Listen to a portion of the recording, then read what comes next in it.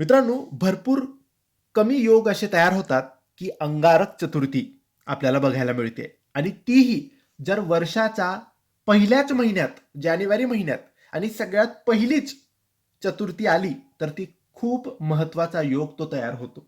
हो मित्रांनो, यावर्षी 2026 मध्ये जानेवारीच्या पहिल्याच महिन्यात आणि पहिलीच चतुर्थी ही अंगारक चतुर्थी आलेली आहे.